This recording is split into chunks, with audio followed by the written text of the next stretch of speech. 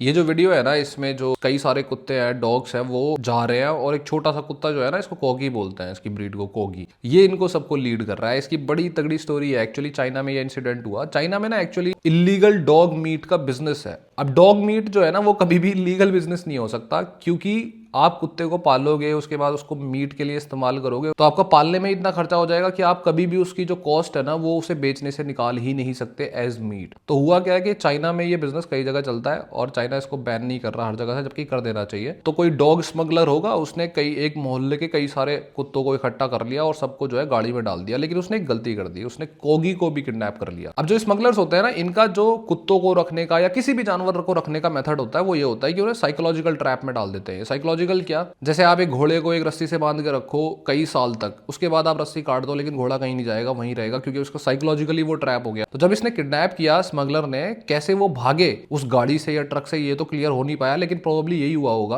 कि जब भी कोई ताला टूटा या कोई गेट खुल गया, तो सारे कुत्ते बाहर नहीं कूदेंगे, पक्का कोगी कूदेगा। कोगी इसलिए कूदेगा क्योंकि वो ऑलरेडी इस बात को इवोल्यूशन से, जो टाइम से इवोल्यूशन हुआ है ना कुत्तों का भी, ह्यूमंस का भी, उसमें कोगी ने साइकोलॉजिकल मैनिपुलेशन को अच्छे से समझा है, काफी हद तक। कैसे? एक्चुअली कोगी जो है वो छोटा सा कुत्ता होता है, उसकी टांगें छोटी, सब कुछ छोटा, वो जंगल में सर्वाइव नहीं कर सकता, हंट नहीं कर सकता, कोई उसको मार देगा, वो नहीं रह सकता। वो ह्यूमंस के साथ ही उसने इवोल्यूशन करा मोस्ट ऑफ द टाइम्स, और कैसे करा वो भी इंपॉर्टेंट है। एक्चुअली कोगी जो ब्रीड है ना, इसको वाइकिंग्स रखते थे वेल्स में, इंग्लैंड एंड वेल्स के आसपास, और उनके वो बहुत काम आता था। कैसे? क्योंकि उसको साइकोलॉजिकल मैनिपुलेशन आती थी। कैसे? उस टाइम जो वाइकिंग्स होते थे या लोग होते थे, उनके पास भेड़, बकरी, गाय, भैंस ये बहुत होते थे, लेकिन उनको मैनेज करना मुश्किल था। अगर आपके पास सोइयो, गाय, भैंस वगैरह है तो मैनेज कौन करेगा? कुत्ते भी नहीं कर सकते, क्योंकि कुत्ते जो है वो भौंकेंगे, डराएंगे, धमकाएंगे। उससे जरूरी नहीं है कि गाय भैंस मान जाए, उसको मार भी सकती है, क्योंकि गाय भैंस या फिर और जो जानवर होते हैं वो भी लात चलाते हैं अच्छी खासी। लेकिन कोगी ऐसा जानवर है जिसको आप लात मारोगे बिना उसको लगती नहीं है, क्योंकि छोटा सा है, उसको लात लगती ही नहीं है। तो वो क्या करता था, वो जानवरों के पैर में काटता था, छोटा सा बाइट मार देता था और उनको लाइन में रखता था सारे जानवर को। इसीलिए वाइकिंग्स के वो बहुत काम आता था कि सारे जानवरों को इकट्ठा करके एक जगह पे लाने में, लाइन में चलने में। और उसके इवोल्यूशन में कोगी के माइंड में ये घुसा हुआ है कि कैसे मुझे चार्ज लेना है और कैसे मुझे